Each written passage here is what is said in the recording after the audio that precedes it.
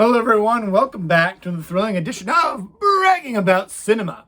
Last Sunday night there was a treat for us. We had Dexter's first episode in years and season 4, episode 1 and 2 of Yellowstone.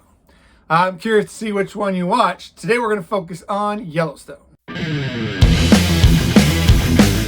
When we left off the last season, the old Duttons, they were not in a good spot. They were all getting gunned down, and it kind of was a cliffhanger ending where we weren't sure who survived, who was going to make it through this brutal attack. And Don't. guess what? The first episode, within the first 5 minutes, answers every single question you pondered over the summer, and it is an action-packed, just a gunfight right from the get-go. And then about 10 minutes later, it's all done. The show then really focuses on who was their attackers. They have their ideas. And one thing I found absolutely amazing was Kevin Costner, after getting shot multiple times, came out actually looking better than he has in any season. In fact, I would say he was almost in Robin Hood form. He looked that impressive. Did you notice that? Because when I asked my wife, she said, yeah, that's kind of strange. It doesn't look like the old man trying to do the Clint Eastwood voice. From there, the show kind of focuses on what Rip and John and Beth are, how they're coping, moving forward, plotting their revenge. The other characters kind of take a back seat. John, of course, tough as nails, supposed to be in bed, and realizes he's going to ride a horse. He's not going to lay in bed. That's why everybody loves him. And, of course, Beth is on her heated rivalry with her brother. I mean, must rival any brother-sister relationship with Jamie, as she is vowed vengeance against him for what he did. An interesting twist in the story of Beth as she meets up with a young kid who just lost his father, and he makes an immediate connection with her in the hospital, as you know they're both the rugged and rough type of people that take no prisoners, and they find that bond, and the boy ends up moving in with her and Rip. And Rip doesn't really take to it at first. Then he realized this boy is a lot like him. I'm really excited to see how this story is going to go. It actually went from these two alpha characters and kind of brought them down a bit to show that they really care about family values. Of course, we set up a new villain for this season. Another person that wants to develop resorts and all kinds of fun tourist attractions for people to spend money on the beautiful land of Montana. Those evil capitalists, they just see something beautiful and they just want to tear it down.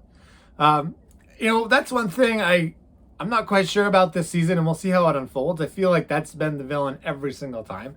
I mean, they could change it up and say, oh, this person wants to put energy pipe on our land. That's something that mimics real life. But here we go. We're going to another person that wants to help fund a casino in order to build their giant condos so that everyone goes skiing and just completely ruin the landscape of Montana. Another fun thing that showed up that maybe we weren't expecting was a preview of the Yellowstone prequel series 1883. This shows how the Duttons got their ranch and the trials and tribulations of looks like more of a wild west Montana when they first got there. I'm pretty excited about this show. I like shows set in kind of that post-Civil War era. Moving along, one of the best parts about this show is really just the scenery. Even if you don't like the show, just looking at the vast landscape of Montana, it makes me always want to go on a road trip just to see it. It's pretty far away, though. And I am a big fan of Kevin Costner, so I'm glad they didn't kill him off. If they did, I've always wondered if the show would still be as good. He was a big action star when I was a kid, and I mentioned before, Robin Hood was one of my favorite movies. I even liked Waterworld. Not everybody liked that, but when I was a kid, that was a really fun one. The job of the first episode or two of any season is always to really set up where the story's going. So it looks like this season is going to focus on this new villain, while also plotting revenge against what happened at the end of last season where they just gunned down the Duttons. And there's the rivalry between Beth and Jamie. There will be Beth and Ruggs raising their, I don't know if he's going to be their boy, but I really like that element too, to see a different side of them and show their family values. So one thing I like about this show is it's just a simpler lifestyle than is on most things that I watch. I do watch a lot of sci-fi stuff, and this kind of grounds things a little bit. It's a show I can even talk to my mom about. She is a huge fan. So I'm going to give the first 2 episodes an A.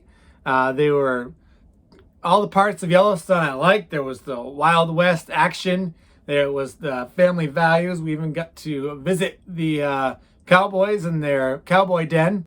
I also have to say my favorite scene was when John Dutton rode his horse all the way out somewhere in the middle of his property, sitting in a hot spring. How cool would that be to have a hot spring that you could just sit in? Instead of even having a hot tub, just sit in that hot spring and just heal up. I gotta say, I was a little bit jealous. So if this is your first time watching my channel, please consider hitting that subscribe button. I'd love to hear a thumbs up or a thumbs down if you didn't like my review. Yellowstone seems to be a pretty popular show, so I'd love to hear what you thought. Where do you think this show is going this season? Do you think the Duttons are going to get revenge? I'm sure they will, because they're the Duttons. Hey, if you didn't know, when you watch my videos, you're going to find something to brag about.